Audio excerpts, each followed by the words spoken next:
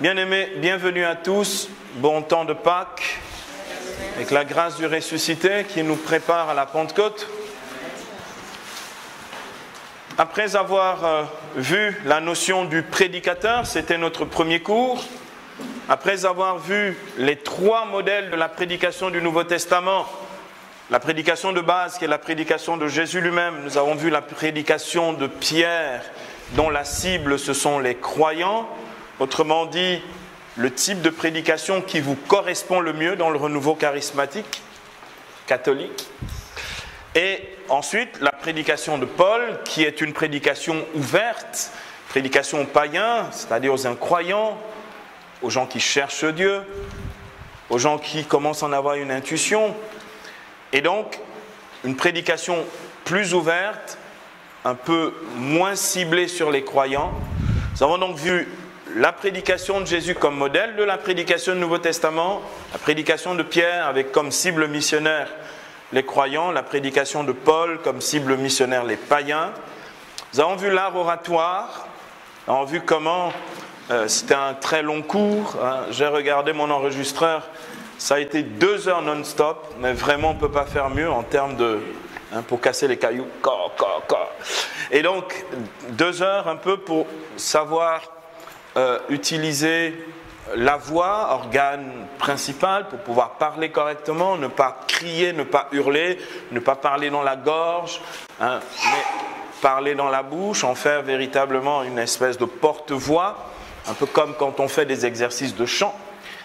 Et puis, tout ce qui s'ensuit dans l'art oratoire, la diction, comment persuader en parlant fort, comment entraîner à la compassion en parlant plus doucement, parler, utiliser des phrases courtes, être incisif, savoir bien, effectivement bien lire son texte, qui est une base essentielle pour la prédication. Donc, nous avons vu l'art oratoire et la dernière fois, nous avons vu la prédication charismatique, donc qui est en principe la prédication de l'Église. La prédication de l'Église doit être une prédication charismatique pour que ceux qui nous entendent, ceux qui reçoivent notre message, comme dit 1 Corinthiens 2,5, ne basent pas leur écoute ou leur foi sur la sagesse des hommes, mais sur la puissance de Dieu. Amen. Donc, nous avons vu donc que cette prédication doit être notre prédication, qu'il ne suffit pas d'informer sur les mystères de la grâce, il ne s'agit simplement pas de jouer au prédicateur, on doit permettre à Dieu de parler par nous et d'agir par notre prédication. Jésus l'a promis dans Matthieu 10, au verset 19 à 20, quand vous aurez à rendre témoignage, et ceci est valable aussi pour la prédication, ne vous inquiétez ni de ce que vous direz, le contenu, ni de comment vous le direz, la forme, car ce n'est pas vous qui parlerez, mais l'Esprit de votre Père qui parlera par vous. Amen. Amen. Et donc, nous avons besoin d'apprendre cette manière absolument excellente de prêcher. Sans doute la manière la plus simple de la prédication. Vous voyez bien l'aisance de Pierre qui n'a pas fait le cours de prédication du Père Silouane, l'aisance de Pierre le jour de la Pentecôte. À un moment, on se dit, il a un tel débit qu'on se dit, mais il ne sait plus s'arrêter. Il n'est arrêté que par des gens dans la foule qui disent, mais frères, que devons-nous faire? Il n'est arrêté que par le fait que la puissance de Dieu agit par la parole qu'il annonce, et c'est l'assemblée qui l'interpelle. Frères, que devons-nous faire? Convertissez-vous et que chacun de vous se fasse baptiser dans le nom du Seigneur Jésus-Christ pour la rémission de ses péchés. Alors vous recevrez le Saint-Esprit. Bien-aimés, je me souviens, c'était à Bercy. Bercy, c'est un grand palais omnisport à Paris. En 1997. Je prêchais un après-midi à Bercy. Donc j'étais invité là. Et en plein milieu de la prédication, alors que Je parlais simplement de la puissance de Dieu et cette puissance de transformation spirituelle et même transformation humaine de nos vies. Pendant que je prêchais, c'était un après-midi exactement, on est dans les horaires là, je vois une bande de jeunes, un gars, tellement, il est visité par le Saint-Esprit, il est dégoûté par la cigarette instantanément, il prend son paquet de clopes, de cigarettes et commence à le balancer sur le podium en disant « je n'en veux plus ». D'autres jeunes ouvrent leur sac ou sortent de leur poche et ils balançaient sur le podium leur paquet de clopes, de cigarettes. Ils étaient délivrés par la puissance de Dieu. En fait, du coup, avec l'autre orateur, parce qu'on était 2 prédicateurs cet après-midi, on a arrêté la prédication, un peu la foule qui réclame, mais sauvez-nous, sortez-nous de ça. On est descendu dans la foule, on marchait simplement dans la foule, on avançait, on devait imposer les mains, finalement on n'imposait pas beaucoup les mains parce qu'on avançait, les gens étaient visités par la puissance de Dieu et tombaient dans le repos dans l'esprit. Donc, si vous voulez, c'est ça la prédication de l'Église. Parce qu'on ne peut pas annoncer un salut aux gens qui n'est pas un salut effectif.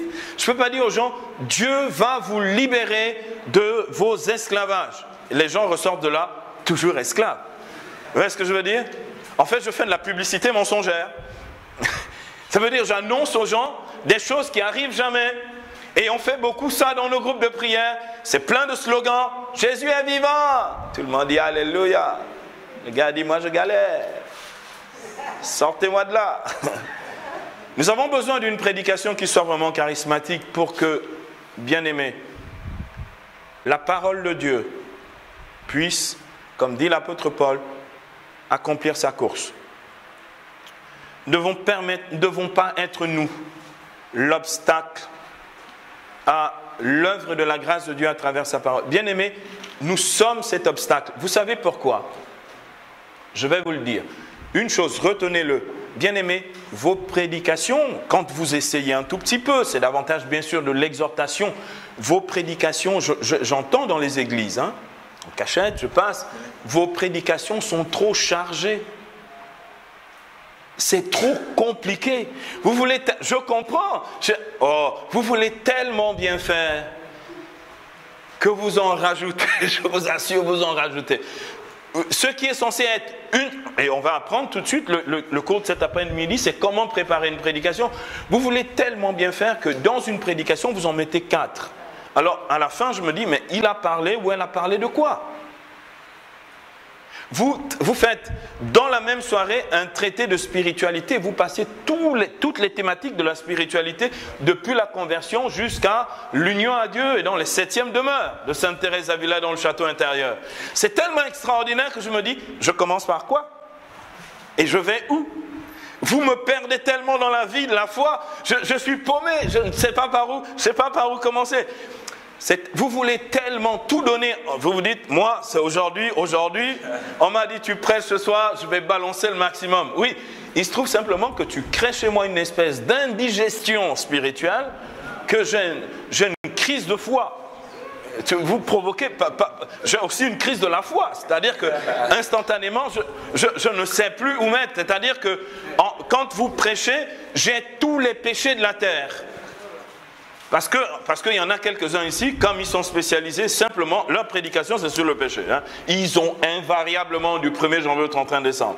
Du coup, je me dis, mais quand est-ce qu'ils vont m'annoncer que je dois me convertir?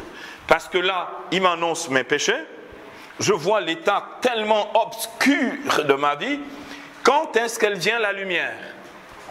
Allô? Amen. Le maître qui m'enseigne, Jésus de Nazareth, après avoir délivré la pécheresse, déclare ceci, et c'est la bonne nouvelle pour la pécheresse, dans Jean au chapitre 8, verset 12, « Je suis la lumière du monde, celui qui me suit ne marchera pas dans les ténèbres, il aura la lumière de la vie. » Et c'est curieux, mais cette lumière-là, je l'attends. Alors, les ténèbres, on les expose. Vous voyez même dans la manière de rendre témoignage des chrétiens.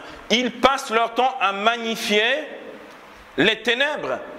Leur vie d'avant, les grooves, quand ils faisaient la sorcellerie. Alors on en rajoute. Alors je dis, mais Dieu intervient quand? Dieu est où dans l'affaire? Donc c'est comme si c'était la performance des choses d'avant. J'étais un voleur, un voyou, d'accord. Quand est-ce que tu me parles de la vie de la grâce en toi? Autrement dit, Jésus-Christ en toi, espérance de la gloire. Quand est-ce que je vois ça?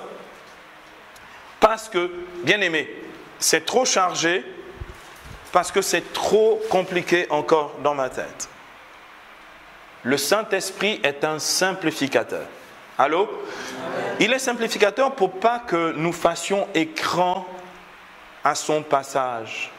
Les paroles qui sortent de la bouche de Jésus, selon Luc 4, verset 22, que j'ai déjà cité, ce sont des paroles pleines de la grâce. Ils étaient émerveillés ou touchés ou édifiés devant les paroles pleines de la grâce qui sortaient de sa bouche. Et bien aimé, si je charge trop, si je complique trop, le Saint-Esprit est comme arrêté, si vous voulez. On limite, c'est-à-dire nous, avec notre discours, on occupe tellement le terrain qu'il n'a pas le temps d'agir. Donc, qu'est-ce qu'on fait? Comme on voit que ça ne vient pas, on carbure à coups de paroles de connaissance pour combler le vide. Donc on se dit, on a fait l'exhortation, maintenant passons à la phase numéro 2, parole de connaissance. Alors là, ça va dans tous les sens. Non, ça vous fait rire, mais je vous assure, je ne caricature pas, hein. Là on est dans le réel. Bien-aimés, prêchez l'évangile. Amen. Amen. Prêchez l'évangile. Il est suffisant. Romains 1,16. Il est puissance de Dieu pour le salut de tout homme qui croit. Il est suffisant. Il est suffisant. Il est suffisant.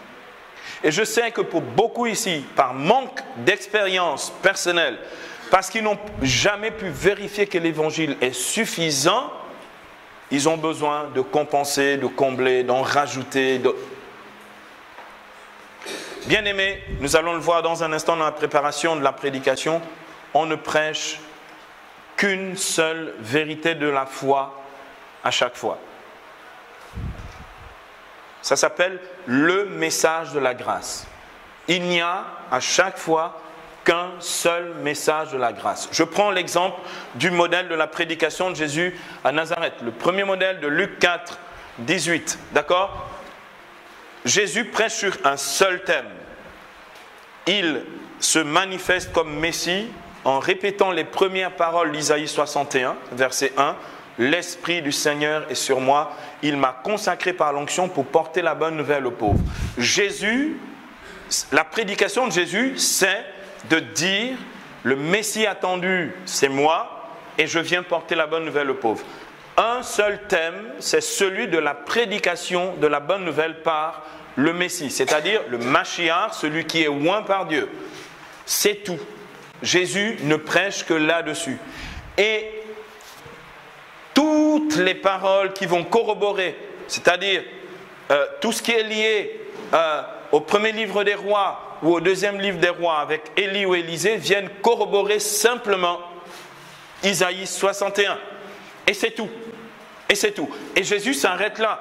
Quand il a fini, il roule le livre, il remet au servant, il s'assied. Bien aimé, il s'assied. Il ne dit pas, bon, oh, il y a encore un peu de temps. Je vais meubler le temps. Non, il rend le bouquin, le rouleau du livre, il s'assied. S'il était du renouveau charismatique, il aurait dit non. Oh, on va encore tuer un peu le temps. Le renouveau charismatique tue le temps. Il tue le temps, mais le temps ne meurt jamais. Bon, eh bien, bien aimé, non. On prêche ce que Dieu nous dit de dire et on se tait. Il y a des chrétiens dans le coin. Amen. Et je sais que c'est un exercice difficile parce qu'on se fait un devoir, vous êtes tellement consciencieux qu'on se fait un devoir d'en faire trop. Bien aimé, proportionnellement, faisons un calcul. Faisons un calcul. Si, regardez, j'ai 1 heure, prédication avec ministère charismatique attaché à la prédication, d'accord? Si par exemple, je prêche, j'ai 1 heure, je prêche 45 minutes, vous vous rendez compte? Je ne donne au Saint-Esprit qu'un petit quart d'heure pour faire le job. Or, si on renverse, si moi je prêche 15 minutes et que je lui laisse 3 quarts d'heure, je vous assure, les gens repartent de là tellement visité dans tous les domaines où la bonne nouvelle a été annoncée. Bien aimé, la bonne nouvelle annoncée, c'est simple, on peut simplement dire, bien aimé, Jésus est Seigneur ici, il vient pour ouvrir les yeux des aveugles, comme il dit dans Luc 4, 18, il est venu pour ouvrir les yeux des aveugles. Le Seigneur va guérir maintenant des aveuglements physiques, la cécité physique et spirituelle. La puissance de Dieu va se mettre à l'œuvre maintenant. Laissons Dieu agir. On a, bien aimé, 3 quarts d'heure de festival de miracles. Pendant 3 quarts d'heure, Dieu va ouvrir les yeux. Or, si je squeeze ça, quand j'ai terminé de prêcher, les gens commencent seulement à adhérer. Le temps qu'ils adhèrent, ça mange déjà 10 minutes parce que ici la foi est tellement lente. Et les 5 dernières minutes où quand Dieu commence à faire une œuvre de guérison, ils ne l'accueillent pas suffisamment, ils partent. Ça commence à venir, c'est pas accueilli et ils repartent comme ils sont venus. Dommage, hein? Donc, c'était pour illustrer la prédication charismatique qui doit être la prédication de l'Église. Alors, venons-en à présent à l'enseignement du jour sur comment préparer une prédication.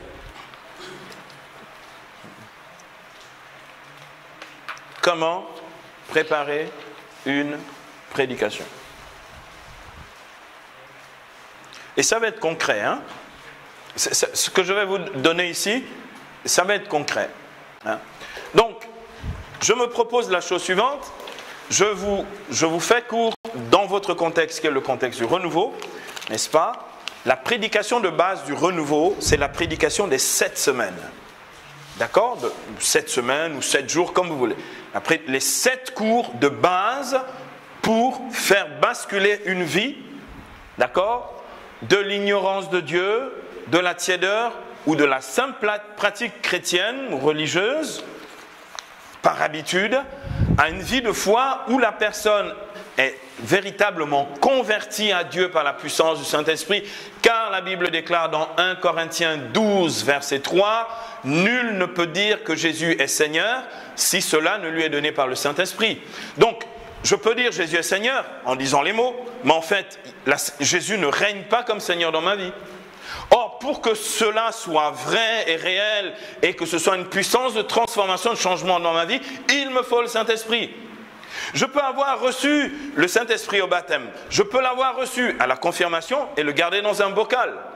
C'est-à-dire, il est en moi, enfermé, rangé quelque part, décoration. Ah, moi j'ai été aussi baptisé, c'était dans telle paroisse, en telle année, j'ai eu la confirmation.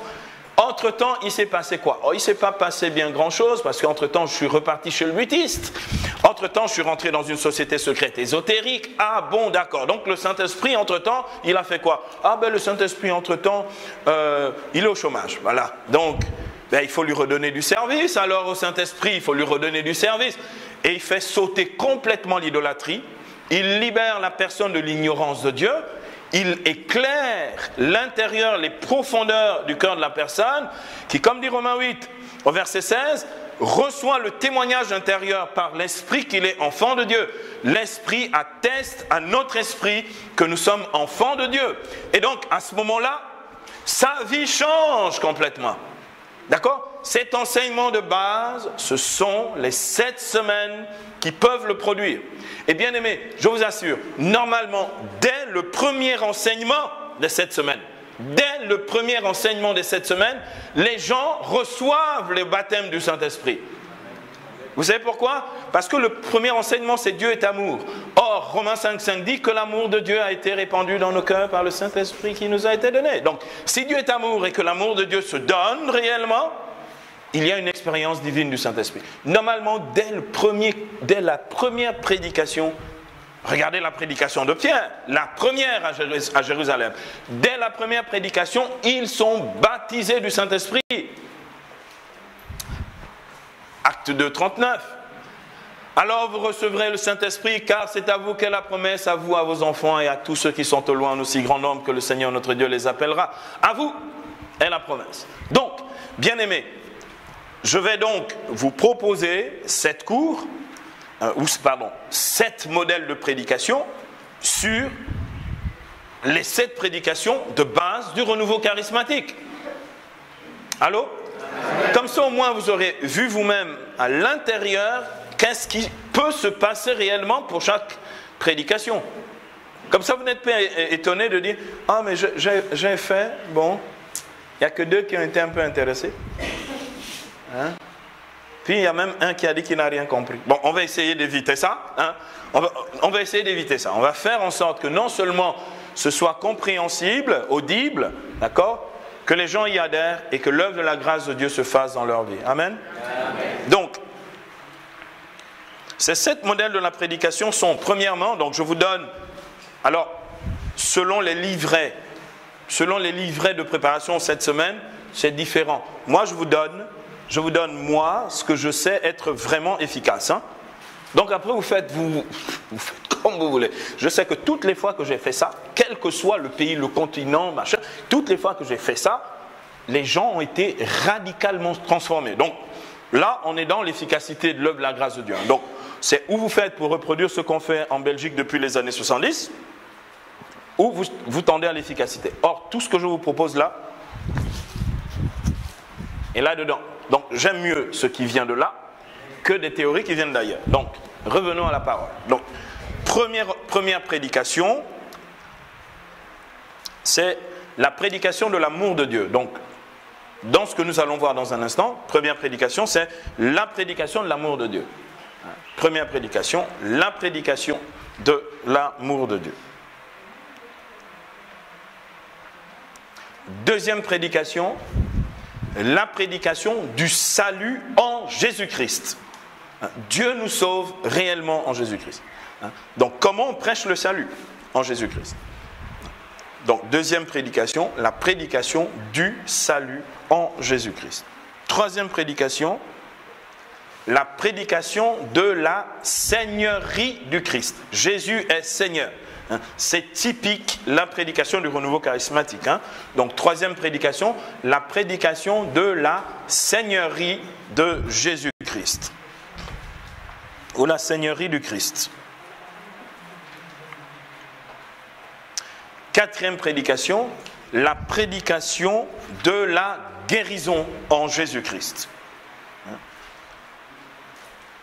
Quelqu'un qui reçoit l'effusion du Saint-Esprit reçoit en même temps le début d'un processus de guérison et spirituelle et quelquefois psychique et physique de sa vie.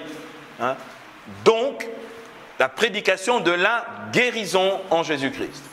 C'est pour ça que dans le renouveau charismatique, on croit que Dieu guérit, que Jésus guérit encore aujourd'hui. Et dans d'autres contextes, on n'y croit pas. Bon.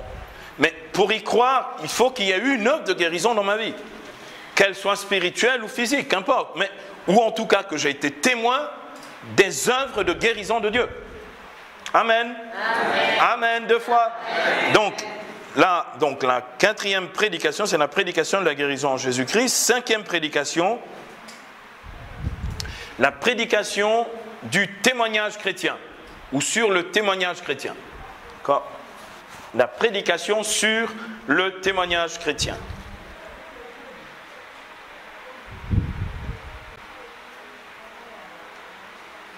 Parce que celui qui reçoit l'effusion du Saint-Esprit et la grâce de Dieu dans sa vie doit devenir un témoin. C'est le titre du premier livre du Père Emiliano Tardif, quand il a fait l'expérience de Dieu dans sa propre vie, effusion du Saint-Esprit, don de guérison. C'est un vrai modèle d'un vrai converti du renouveau charismatique, tout prêtre qu'il était, d'accord ? Il a écrit un livre dont le titre c'est « Jésus a fait de moi un témoin ». Donc, quand le Saint-Esprit vient dans ma vie, et c'est l'œuvre de Pentecôte, acte 1:8, vous allez recevoir une puissance, celle du Saint-Esprit, qui surviendra sur vous, alors vous serez mes témoins. Donc, il n'y a pas d'expérience du Saint-Esprit sans que cela nous suscite dans la vie de celui qui en fait l'expérience la grâce du témoignage. Donc, il va falloir donc apprendre à témoigner. Donc, la prédication sur le témoignage chrétien. Sixième prédication, la prédication sur la vie charismatique. Or, malheureusement, quand vous regardez la quasi-totalité des livrets de préparation à l'effusion du Saint-Esprit, ce truc-là est réservé pour après l'effusion. j'ai un problème avec ça. C'est que pendant les fusions, les gens parlent en langue et prophétisent. Alors, je fais comment? Il faut qu'ils sachent.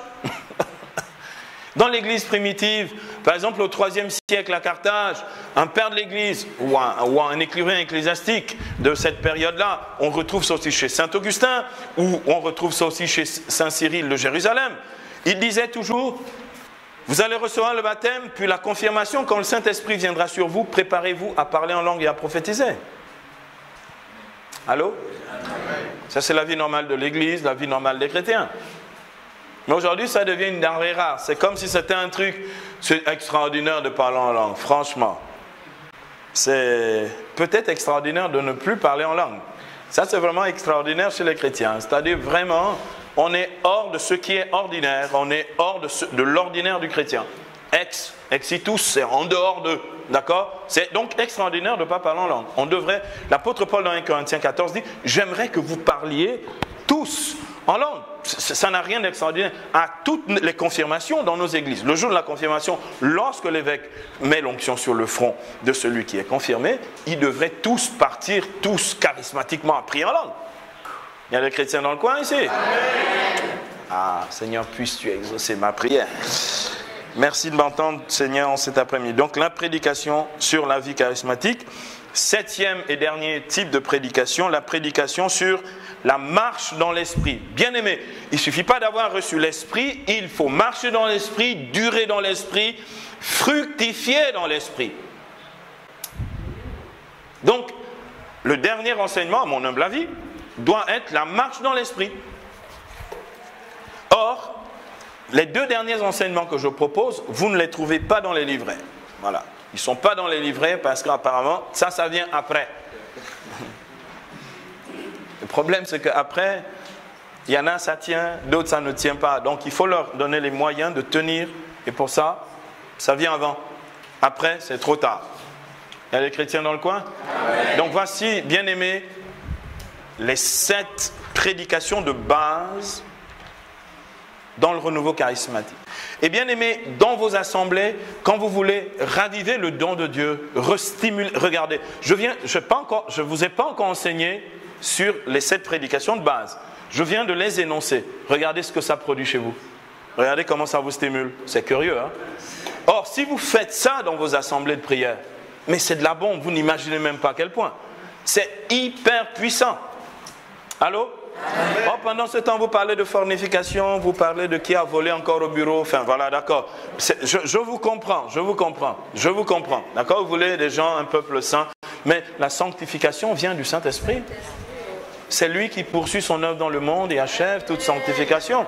Donc, si on ne parle pas de lui, si on ne lui donne jamais la possibilité d'être à l'œuvre, vous pouvez crier, il y aura toujours de la fornication, ça c'est sûr. J'ai inventé un nouveau mot parce que c'est...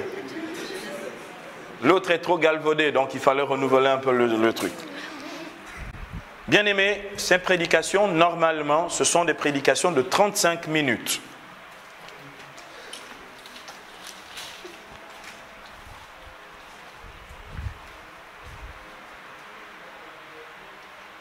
Donc, ça veut dire on peut le faire en 35 minutes.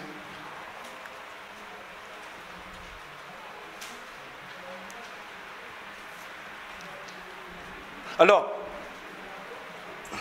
personnellement, cette année, pour la préparation des 7 semaines, je ne sais pas encore comment ça va s'organiser.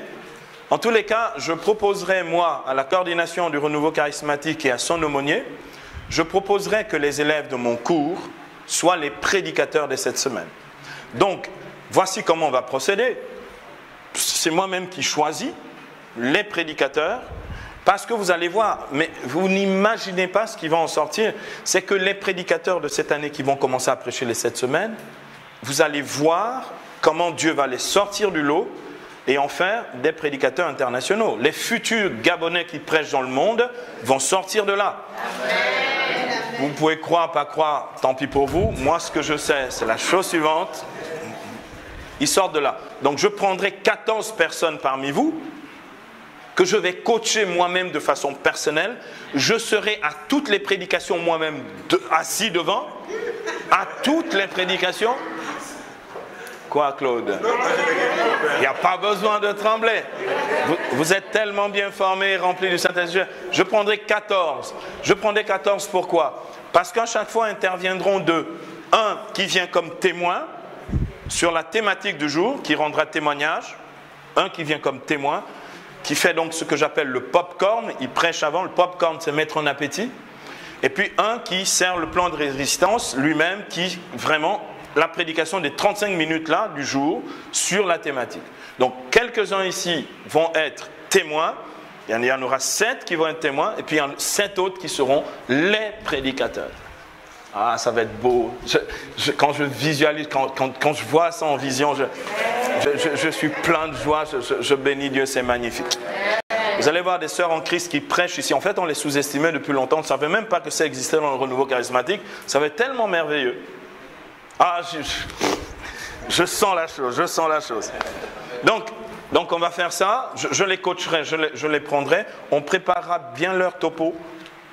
Ça va être professionnel, mais ça va être vraiment charismatique. Amen. Donc ça va être nickel. Mais voilà.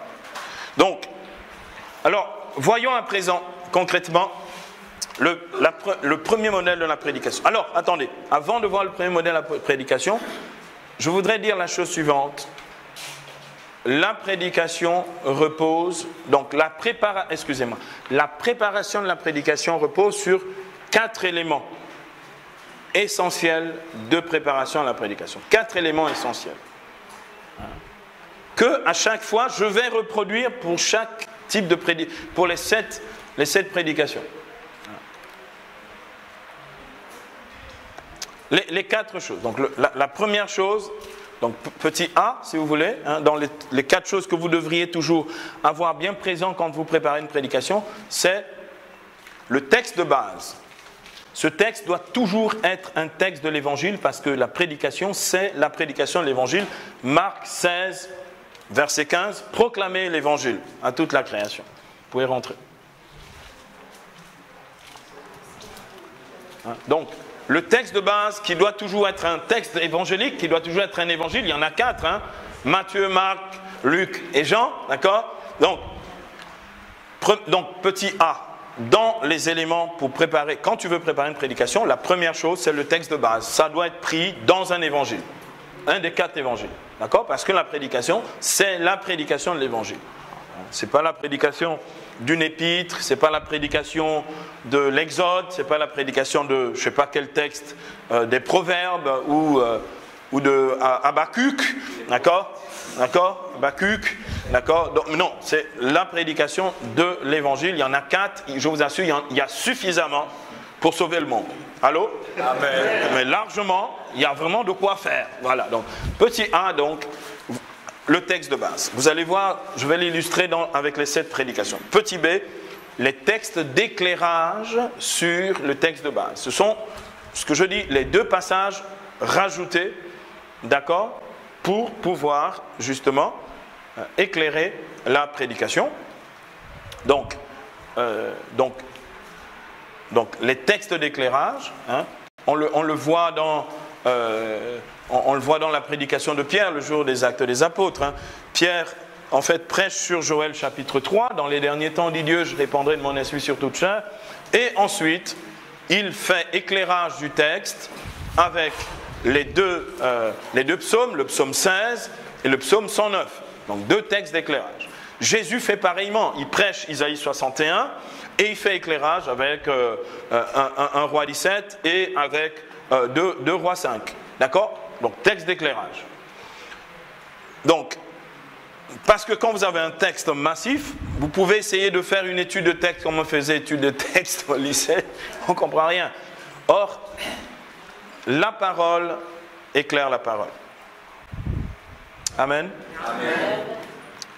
Ensuite, 3e élément dans la préparation d'une prédication, c'est le sujet de la prédication. Le sujet de la prédication. C'est-à-dire le message de la grâce. Le message pour aujourd'hui. Luc 4, 21. C'est aujourd'hui que 7 paroles au singulier. 7 paroles de l'Écriture s'accomplissent pour vous qui l'entendez. Le message pour aujourd'hui. Donc c'est le thème Hein, ou le sujet de la prédication. Sujet ou thème, c'est la même chose. Hein. Donc, petit c, donc le sujet de la prédication. Hein, le sujet de la prédication. Et petit d, quatrième dernier élément, hein, le ou les témoignages attachés à la prédication. Hein, ou les témoignages qui illustrent, qui corroborent la prédication. Comment on prépare une prédication? 4 choses. Première chose, le texte de base. Deuxième chose, les textes d'éclairage. Troisième chose, le thème de la prédication. Un seul à la fois. Un seul à la fois. Pour que ce soit clair, pour qu'en sortant de là, on sache de quoi Dieu a voulu clairement nous parler. Et les témoignages qui rendent accessible ce message dans la vie de ceux qui entendent, parce qu'ils se diront, je peux vivre ça, je peux accueillir ce don de Dieu comme d'autres l'ont accueilli. D'accord? Donc les témoignages, donc, ou le témoignage attaché à la prédication. Il faut en avoir au moins 1, 2 maximum. Donc, bien aimé, préparer une prédication, c'est simple. Un texte de base, des textes d'éclairage, une thématique claire, donc un sujet clair, et enfin, 1 ou 2 ou 3 témoignages attachés donc à la prédication. D'accord? Donc c'est clair là? Bien aimé, vous prenez souvent la tête à dire oui, je vais aller sur la montagne et ça, je vais prier, Dieu va m'inspirer. Oui, tu peux aller ça, il n'y a aucun problème, moi je n'ai rien contre le fait que tu ailles te faire manger par les fourreaux. Mais si tu n'as pas les 4, d'accord, les 4 points, tu vas venir avec les inspirations des sassa. L'inspiration sera réelle, mais tu ne sauras pas me transmettre le message. Il y a des chrétiens dans le coin? Amen. Parce que tu vas tellement t'embrouiller. C'est tout ce que tu as vu dans tes rêves que tu vas essayer de vouloir me donner. Garde les rêves pour toi, donne-moi la bonne nouvelle. Il y a des chrétiens dans le coin ici, mais garde les rêves pour toi. Voilà. Donc, venons-en donc concrètement maintenant aux 7 prédications dans le renouveau charismatique qui sont les modèles de votre prédication. Habituels. Donc, premier point, nous allons donc voir avec les 4 points de la préparation, concrètement, pour chaque modèle. Et je vais vous donner ici le moyen. Notez tout bien parce que les futurs prédicateurs, les 7 prédicateurs des 7 semaines ou je ne sais pas quoi, en tout cas de la préparation et l'effusion du Saint-Esprit qui vient, si ma proposition est agréée par le Sanhédrin, d'accord, à ce moment-là, ils prendront modèle sur ceci et c'est de la facilitation, hein, je ne demande même pas de me payer, hein, donc fais ça gratos, vous avez l'an, la colère, tout ce que vous voulez, vous avez reçu gratuitement, donné gratuitement, on aime ça, allez, donner gratuitement. Donc, premier point, la prédication de l'amour de Dieu. La prédication de l'amour de Dieu, donc le premier modèle. La prédication de l'amour de Dieu.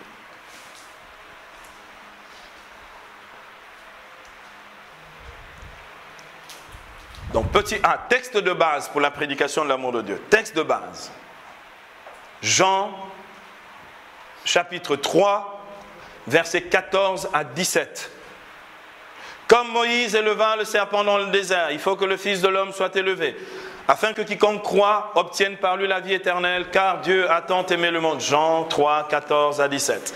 Car Dieu a tant aimé le monde qu'il a donné son Fils unique, afin que tout homme qui croit en lui ne périsse pas, mais obtienne la vie éternelle. Dieu n'a pas envoyé son Fils dans le monde pour condamner le monde, mais pour que le monde soit sauvé par lui. Avec ce dernier verset 17, vous amorcez la prédication suivante qui est sur le salut en Jésus-Christ. Donc, Jean 3, 14 à 17, l'amour de Dieu se manifeste par Jésus exposé sur la croix comme le serpent d'airain. D'accord? Voilà pourquoi une des preuves de l'amour de Dieu, donc petit b, texte d'éclairage, une des preuves de l'amour de Dieu, hein, dans le texte d'éclairage, donc petit b, c'est Romains 5, 8. La preuve que Dieu nous aime, c'est que le Christ, alors que nous étions encore pécheurs, est mort pour nous. Romains 5, 8. Texte d'éclairage. Deuxième texte d'éclairage, 1 Jean chapitre 4, versets 7 à 8. celui qui aime est né de Dieu et connaît Dieu, car Dieu est amour. 1 Jean chapitre 4, versets 7 à 8. Celui qui aime est né de Dieu. C'est la nouvelle naissance dans la puissance du Saint-Esprit. Celui qui aime est né de Dieu et connaît Dieu. Tu veux connaître Dieu? Nul ne peut dire que Jésus est Seigneur sans le Saint-Esprit. Si tu n'as pas le Saint-Esprit, et c'est ça la preuve de Galates 6, pardon. Galates 6, verset 6, Galates 4, verset 6 à 7, dit que la preuve que vous êtes fils, que le Père a répandu dans nos cœurs l'Esprit de son Fils qui crie Abba Père, aussi vous n'êtes plus esclaves mais fils, héritiers de par Dieu. Donc, Galates 4, 6 à 7 vient montrer clairement que je ne peux pas connaître Dieu sans l'expérience de son amour. Finalement, il n'y a que l'amour de Dieu qui ouvre les yeux. Je peux prêcher aux gens, vous irez en enfer, vous irez en enfer, vous irez en enfer. D'accord? Ils savent qu'ils iront en enfer, mais ils ne feront pas l'expérience d'amour de Dieu. Connaître Dieu, c'est par le Saint-Esprit. Connaître Jésus-Christ comme Seigneur, c'est le Saint-Esprit. Connaître l'amour du Père, avoir la démonstration de cet amour, que Dieu est Père sur ma vie, c'est par le Saint-Esprit. Donc, les deux textes qui sont l'éclairage, c'est Romains 5, 8, comme je l'ai dit, et 1 Jean, chapitre 4, versets 7 à 8. D'accord? Ensuite, le sujet de la prédication. Après, sur la base de ces textes, je prêche sur quoi? Il y a tellement de choses sur lesquelles je pourrais prêcher à partir de ça. Et la tentation, c'est de prêcher sur tout. En fait, c'est de faire le maître d'école. Non, vous n'êtes pas maître d'école, vous êtes des prédicateurs. Il y a les chrétiens dans le coin? Amen. Parce que le maître d'école, il fait quoi? Il fait le calcul, le français, la grammaire, l'histoire, la géographie, l'instruction civique, la religion quand ils sont aussi chez les religieux. On ne s'en sort plus, on ne s'en sort plus. Oui, il doit aussi faire le sport. Bien aimé, vous n'êtes pas des maîtres d'école, vous êtes des prédicateurs. Il y a des chrétiens dans le coin ici. Donc, un sujet, une thématique à la fois. Donc, ici, le sujet est simple. C'est l'amour créateur et rédempteur de Dieu. L'amour créateur et rédempteur de Dieu.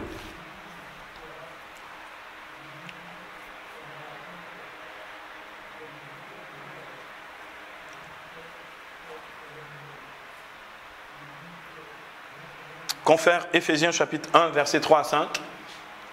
Pour conclure, si vous voulez, bibliquement sur cette thématique, dans Éphésiens 1, 3 à 5. Béni soit Dieu le Père de notre Seigneur Jésus-Christ qui nous a bénis de toutes sortes de bénédictions spirituelles aux cieux dans le Christ. Il nous a élus dès avant la fondation du monde pour être saints et immaculés en sa présence dans l'amour. Donc c'est la thématique là, déterminant par avance que nous serions pour lui des fils adoptifs par Jésus le Christ. D'accord? Éphésiens 1, versets 3 à 5. Donc la thématique, le sujet, c'est sur l'amour créateur et sauveur de Dieu. D'accord? Dans l'ordre de la création, j'ai échappé à Dieu, je n'ai pas vécu selon Dieu, même baptisé, j'étais loin de lui. Et puis, dans la grâce de la rédemption qui est à chaque fois offerte par l'effusion du Saint-Esprit, Dieu fait de moi un fils. Amen. Amen. Donc, pour cette thématique, donc, le sujet de la prédication, c'est l'amour créateur et rédempteur de Dieu. Petite idée, donc le témoignage attaché donc, à la prédication, c'est, donc, par exemple, quand Dieu, bon et miséricordieux, secourt quelqu'un qui ne le mérite pas. D'accord? Quand Dieu, bon et miséricordieux, va secourir quelqu'un qui ne le mérite pas. Quelqu'un débarque par hasard à l'assemblée de prière un soir, il vit encore dans le péché, et j'ai vu comme ça des prostituées se convertir dans nos assemblées, quand le Saint-Esprit agit, et que la prédication est vraiment la prédication de l'amour de Dieu. Pleurer leurs péchés. J'ai vu des gens confesser publiquement dans les assemblées, dire Seigneur, je suis pécheur, je ne recommencerai plus, je change ma vie. D'accord? Quand ce Dieu, un témoignage de cette nature-là, quand le Dieu bon et miséricordieux, justement, secourt quelqu'un qui ne le mérite pas. C'est Dieu est amour. C'est la thématique. Donc, de cette première prédication, la prédication de l'amour de Dieu. C'est bon, vous me suivez? D'accord? Donc voici, je viens de vous préparer la première prédication. Et c'est tellement simple. Vous avez l'impression que c'est compliqué. C'est tellement simple. Or, je vous assure, vous serez allé lire tous les bouquins de l'ICRES et puis vous serez allé chercher tous des volumes entiers et vous sortez de là avec une tête comme une grosse citrouille. Vous vous dites, Seigneur Dieu, par quoi je commence? Par l'évangile, l'évangile, Evangelion, par ce joyeux message, cette bonne nouvelle, par l'évangile.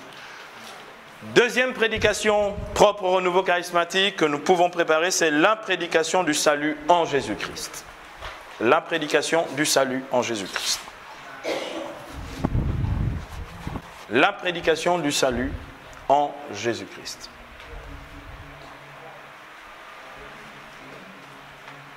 Texte de base. Texte de base. Matthieu, chapitre 1er, versets 18 à 23. Matthieu, chapitre 1er, versets 18 à 23. L'ange du Seigneur apparut à Joseph en songe et lui dit, Joseph, fils de David, ne crains pas de prendre chez toi Marie ton épouse, car ce qui a été engendré en elle vient de l'Esprit Saint. Elle concevra et enfantera un fils. Tu lui donneras le nom de Jésus, parce que c'est lui qui sauve son peuple de ses péchés. C'est là qu'on aborde la notion du péché, mais du point de vue du salut, non pas du point de vue de la culpabilisation des gens. Le but de parler du péché, c'est pour que Dieu arrache du péché. Non pas pour dire, vous êtes des pécheurs, donc c'est bon. Mais non. Nous avons un sauveur. Parce que c'est lui qui sauvera son peuple de ses péchés. D'accord? Donc Joseph se leva, prit son épouse, jusqu'au jour où elle enfanta son fils. Donc, pour que s'accomplisse la parole du prophète Isaïe.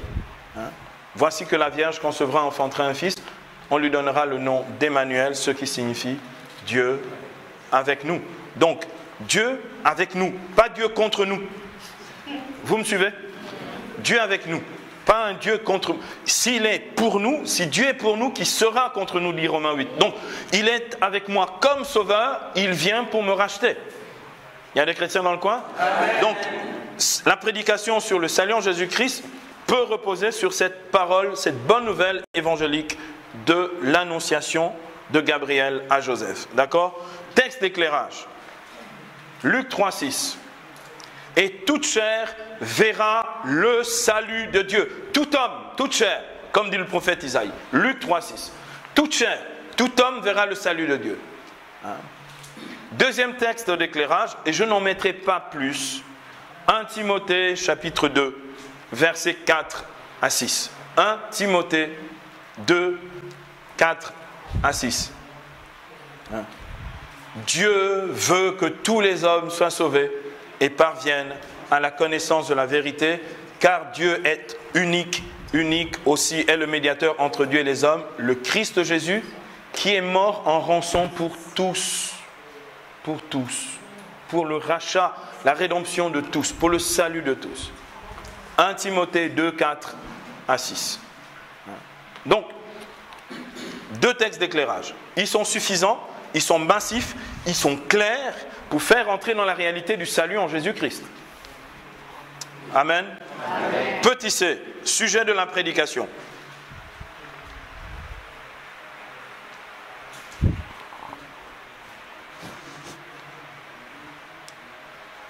Permettre à Jésus de libérer notre vie du péché qui nous entrave et nous coupe de Dieu. Permettre à Jésus de nous libérer du péché qui nous entrave et nous coupe de Dieu. Permettre à Jésus de nous libérer du péché qui nous entrave et nous coupe de Dieu.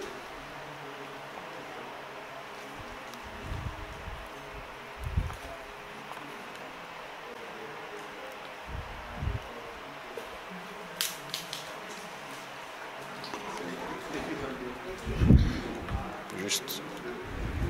Permettre à Jésus de nous libérer du péché qui nous entrave et nous coupe de Dieu. Un seul thème. En fait, vous prêchez la libération du péché. Vous ne prêchez pas sur le péché.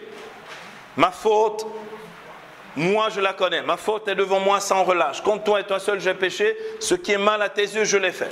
Psaume 50, d'accord? Vous prêchez sur la libération du péché. Le thème, la thématique, pour expérimenter le salut, pas un salut extérieur, mais un salut intérieur qui affranchit l'homme, c'est la libération du péché. Qui nous entrave, donc qui nous limite dans notre vie et nous coupe de Dieu. Petite idée, témoignage attaché à la prédication. Vous voyez, le modèle, il est simple, c'est toujours la même chose, mais on voit très clairement ce qu'on fait. On n'est pas dans un flou artistique où on ne sait pas ce qu'on fait. Donc, témoignage attaché à la prédication, par exemple. Donc, à chaque fois, ce que je fais là, c'est des suggestions. Après, vous mettez ce que vous voulez. Par exemple, quand un grand pécheur est délivré par la puissance de Dieu et devient un témoin zélé du salut en Jésus-Christ.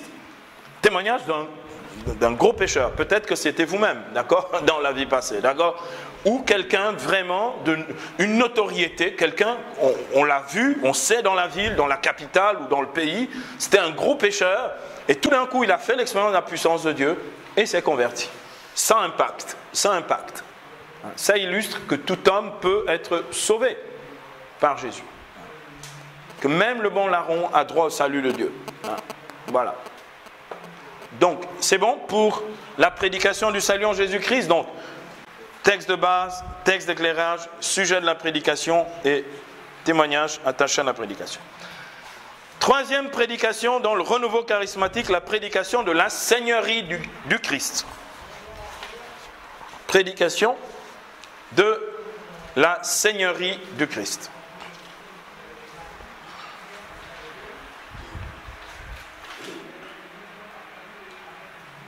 Prédication de la Seigneurie du Christ.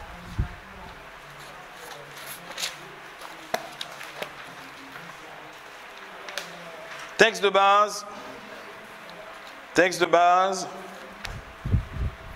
Marc chapitre 1er, versets 21 à 28. Donc c'est le début du ministère de Jésus dans l'évangile selon saint Marc. Chapitre 1er, versets 21 à 28. Et il pénètre à Capharnaüm. Et aussitôt, le jour du Shabbat, étant entré dans la synagogue, il enseignait. Et ils étaient frappés de son enseignement, car il enseignait comme ayant autorité et non comme les scribes. L'autorité du Christ est liée à sa seigneurie. Ce n'est pas n'importe qui. Ce n'est pas n'importe quel rabbi ou n'importe quel enseignant. D'accord ? Et aussitôt, il y avait dans leur synagogue un homme possédé d'un esprit impur qui cria en disant « Que nous veux-tu, Jésus, le Nazarénien ? Es-tu venu pour nous perdre? Je sais qui tu es, le Saint de Dieu. » Et Jésus le menaça en disant « Tais-toi, sors de lui. » Il est Seigneur. Il a autorité sur les puissances démoniaques. C'est cet enseignement sur la Seigneurie où on chasse les démons, d'accord, dans la préparation et l'effusion du Saint-Esprit. Donc c'est important de le savoir. Tais-toi et sors de lui. Et le secouant violemment, l'esprit impur cria d'une voix forte et sortit de lui. Et ils furent tous effrayés, de sorte qu'ils se demandaient entre eux, qu'est cela? Un enseignement nouveau donné d'autorité, même aux esprits impurs, ils commandent et lui obéissent. Et sa renommée se répandit aussitôt partout, dans toute la région de Galilée. Donc, la Seigneurie de Jésus est liée à son enseignement et à son autorité. D'accord ? Il manifeste sa Seigneurie par son enseignement et par son autorité. Donc ce texte du début du ministère en Galilée dans l'évangile selon saint Marc, ici au chapitre 1er, les versets 21 à 28. Texte d'éclairage. Acte 2, 36. Que toute la maison d'Israël le sache donc avec certitude, Dieu l'a fait Seigneur et Christ, ce Jésus que vous avez crucifié. Même le crucifié est Seigneur. Il est Seigneur, il règne. C'est pourquoi Pilate, même Pilate, malgré lui, va mettre sur l'écriteau ce que l'on lit dans Jean 18. Jésus de Nazareth, roi des Juifs. Non, enlève. Il dit, ce que j'ai écrit, je l'ai écrit. Il est Seigneur. Même le païen le reconnaît, le public. D'accord ? Donc, texte d'éclairage. Le premier, Acte 2, 36. Le deuxième, Philippiens 2, 11. Philippiens 2, 11. Chanté dans toutes les assemblées charismatiques de l'univers. Jésus-Christ est Seigneur, à la gloire de Dieu le Père. Philippiens 2, 11. Donc, texte d'éclairage. Donc, deux textes d'éclairage. Donc, à chaque fois, je vous en donne deux pour ne pas surcharger. C'est inutile de surcharger parce que vous les citez, bien entendu, mais il faut nous dire quelque chose pour que nous comprenions le texte de la Seigneurie de Marc 1. Ce n'est pas juste citer pour citer. Ils doivent nous faire comprendre l'Évangile. Mieux comprendre l'Évangile. Ensuite, après donc ce petit B sur donc, les textes d'éclairage, voyons maintenant le sujet de la prédication.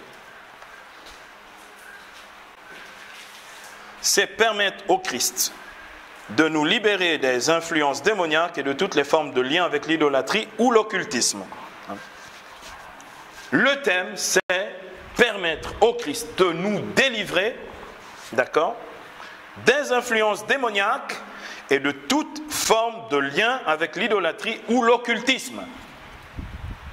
Mes amis, j'aime beaucoup cette troisième prédication parce que c'est là que les vraies affaires se font. Alléluia. Parce que c'est là que ça se passe, c'est là que ça se passe. Permettre justement au Christ de nous délivrer des influences démoniaques et de toute forme de lien avec l'idolâtrie ou l'occultisme. C'est là que la séance suivante, tous les francs-maçons amènent leurs livres, ceux qui ont fait toutes sortes de... Si on lavait le corps, qui dorment sur des vieux pagnes qui sentent mauvais, amènent les pagnes qui sentent mauvais. Donc, c'est donc permettre au Christ, donc sujet de prédication, de nous délivrer des influences démoniaques et de toute forme de lien avec l'idolâtrie ou l'occultisme. Confère Matthieu chapitre 4, verset 10. Tu adoreras Dieu seul et à lui seul. Tu rendras un culte. Matthieu 4, 10. Chapitre 4, verset 10. On doit emmener les gens de l'idolâtrie à l'adoration. Bien aimé, je ne sais pas si vous réalisez à quel point la préparation des 7 semaines change une vie. Même moi, si je me remettais à écouter, c'est pour ça que je reviendrai, moi, je reviens à mes fondamentaux. Je viendrai écouter, j'ai besoin que quelque chose se passe dans ma vie. Or, notre logique, c'est la logique de ceux qui ont déjà reçu l'effusion du Saint-Esprit depuis longtemps. Et qui ne se sentent plus, un peu, mais pas trop concernés quand même. Ah, bien aimé, vous sous-estimez la puissance de l'Évangile. Vraiment. Petit D, témoignage attaché à la prédication. Par exemple, quand un initié dans une société secrète ou traditionnelle ou ésotérique, tourmenté est délivré et témoigne de sa libération.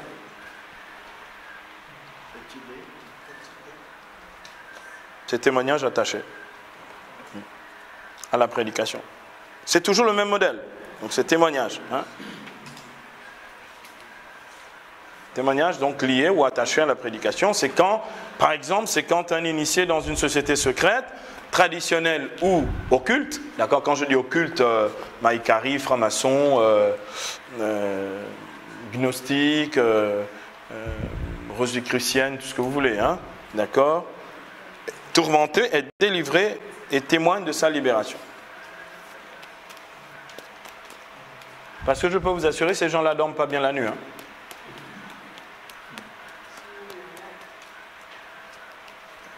Donc, petit D, donc, témoignage attaché à la prédication, c'est par exemple ça. Mais vous pouvez donner d'autres témoignages de même nature. Ok ? Voilà pour la troisième prédication dans le renouveau charismatique. Passons maintenant à la quatrième prédication dans le renouveau charismatique. C'est la prédication de la guérison. Ah, j'aime la prédication de la guérison. J'aime beaucoup la prédication de la guérison. Qu'est-ce que je n'aime pas, Médard? Qu'est-ce que je n'aime pas, Médard? Médard, qu'est-ce que je n'aime pas? Ah, Médard, j'aime l'évangile, tu vois, c'est comme ça. Donc, j'aime la prédication de la guérison. Médard, c'est une telle bonne nouvelle, elle est toujours nouvelle et bonne. Donc, tout le temps, Médard, tout le temps, Médard. Donc, quatrième prédication, donc la prédication de la guérison. Texte de base. Ah, texte de base. Restons chez Marc.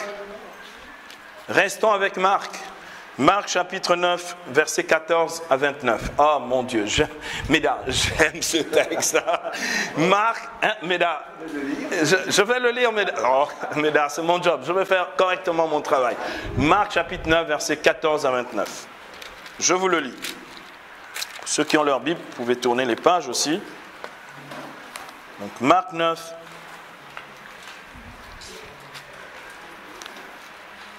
C'est la guérison du possédé épileptique. Hein? Ah, vraiment. Là, c'est vraiment grandiose. Le démoniaque épileptique. Marc chapitre 9, versets 14 à 29. En rejoignant les disciples, ils virent une foule nombreuse qui les entourait et des scribes qui discutaient avec eux. Et aussitôt qu'elle l'aperçut, toute la foule fut très surprise et ils accoururent pour le saluer. Il leur demanda, donc Jésus, de quoi disputez-vous avec eux? Quelqu'un de la foule lui dit, Maître, je t'ai apporté mon fils qui a un esprit muet. Quand il le saisit, il le jette à terre et il écume, grince des dents et devient raide. Et j'ai dit à tes disciples de l'expulser et ils n'en ont pas été capables. Engeance incrédule, leur répondit-il. Jusque à quand serai-je auprès de vous? Jusque à quand vous supporterai-je? Apportez-le-moi. Et le lui apportèrent, sitôt qu'il vit Jésus. L'esprit secoua violemment l'enfant qui tomba à terre et s'y roulait en écumant. Et Jésus demanda au Père, combien de temps y a-t-il que cela lui arrive? Depuis son enfance, dit-il, et souvent il l'a jeté soit dans le feu, soit dans l'eau pour le faire périr. Mais si tu peux, quelque chose vient à notre aide, par pitié pour nous. Si tu peux, reprit Jésus, tout est possible. Là, ça commence à devenir intéressant. Pour la guérison, je vous assure, c'est la clé là. Hein? Tout est possible à celui qui croit. Aussitôt, le père de l'enfant de s'écrier, je crois, viens en aide à mon peu de foi. Le but, c'est d'augmenter la possibilité pour les gens d'adhérer à la possibilité de la guérison. C'est extraordinaire. Une belle pédagogie dans ce texte. Hein. Très bien écrit, très bien fait. Jésus, voyant qu'une foule affluait, menaça l'esprit impur en lui disant, esprit muet et sourd, je te l'ordonne, sors de lui et n'y entre plus. J'aime la fin. Jésus ferme la porte définitivement au diable dans la vie de cet enfant. Hein. Et n'y entre plus. Après avoir crié et l'avoir violemment secoué, il sortit et l'enfant devint comme mort, si bien que la plupart disaient il a trépassé. Mais Jésus, le prenant par la main, le releva et il se tint debout. Quand il fut rentré à la maison, ses disciples lui demandaient dans le privé, pourquoi nous autres n'avons-nous pu l'expulser? Ah, c'est intéressant ça. On croirait une relecture d'une assemblée charismatique du renouveau. Il leur dit, cette espèce-là ne peut sortir que par la prière. Dans d'autres variantes, dans d'autres manuscrits, c'est écrit par le jeûne et la prière. Donc, manuscrit occidental ici dit par la prière, manuscrit oriental, mais par le jeûne et la prière. Hein. Donc le texte de base, c'est ce texte de Marc, chapitre 9, versets 14 à 22. Les textes d'éclairage, c'est Matthieu 8, versets 16 à 17. Matthieu chapitre 8, versets 16 à 17.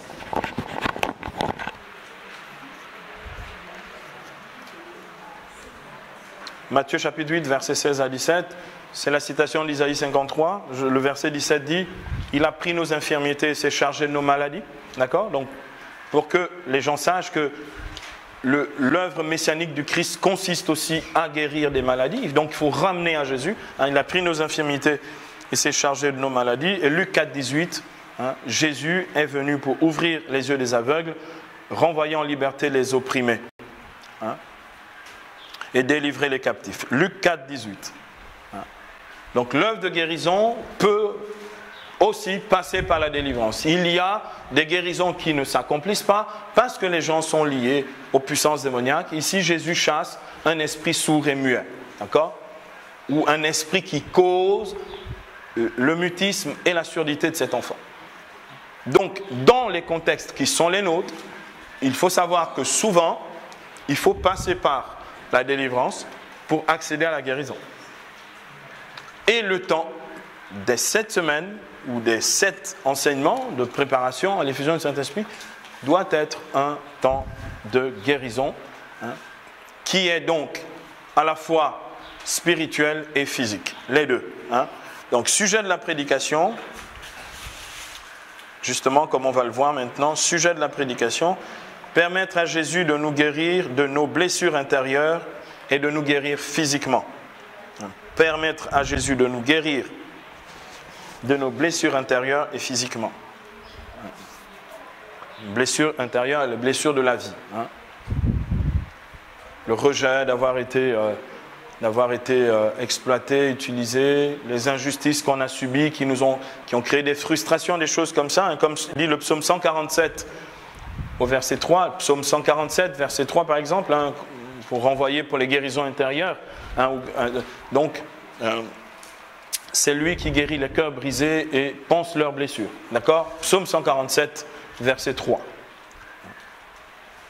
Donc, guérison intérieure et guérison physique. Guérison intérieure ou spirituelle et guérison physique.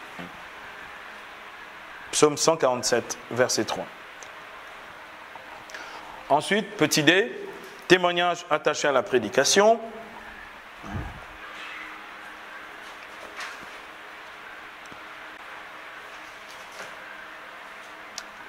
Un témoignage, par exemple, de guérison intérieure, qui a été une source de transformation de vie. Quelqu'un qui était bourré de complexes, qui était incapable, qui n'avait pas d'audace dans sa vie, qui n'était pas courageux, guéri, libéré de ses complexes, voilà, rencontre sa femme, se marie, il est guéri complètement, il est transformé, il se marie, fait un beau mariage en plus, donc excellent. Témoignage de guérison intérieure, qui a été donc une source de transformation de vie. Ça encourage quelqu'un qui se prépare à l'effusion du Saint-Esprit, qui peut-être est dans une situation analogue, d'accueillir sa propre guérison. Donc, petit D, donc le témoignage attaché à la prédication, c'est, par exemple, témoignage de guérison intérieure, source de transformation de la vie.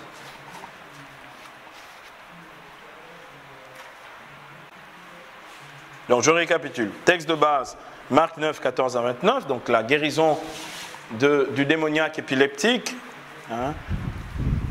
Petit B, texte d'éclairage, Matthieu chapitre 8, versets 16 à 17. Il a pris nos infirmités, s'est chargé de nos maladies. Luc 4, 18. Il ouvre les yeux des aveugles et délivre les captifs et renvoie en liberté les opprimés. Ces sujets de la prédication permettent à Jésus de nous guérir de nos blessures intérieures et physiques, nos maladies. En citant ici, renvoyé au psaume 147, verset 3. Celui qui guérit les cœurs brisés pense leurs blessures.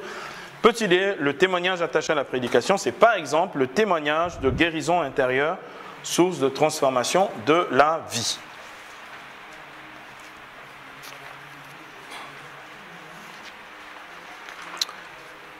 Ici, j'aurais fait une pause, mais je ne peux pas faire une pause parce que j'enregistre pour vous in extenso.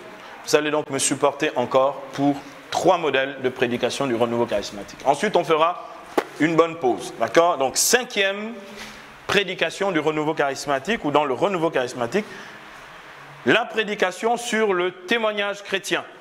La prédication sur le témoignage chrétien.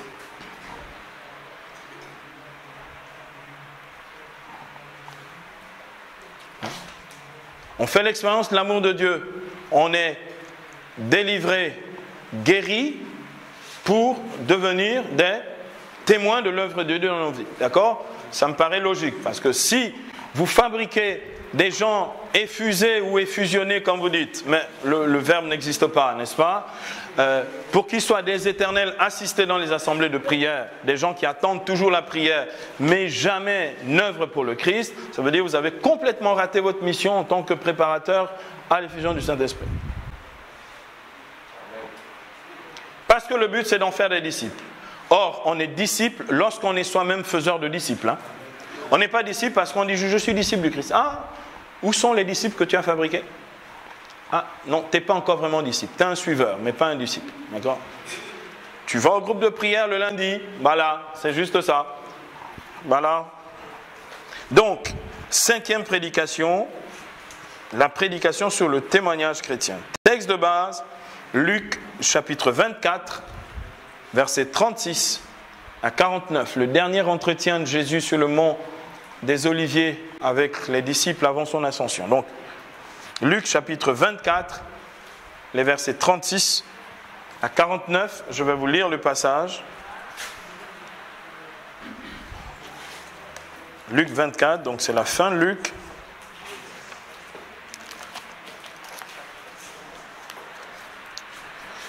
Versets 36 à 49.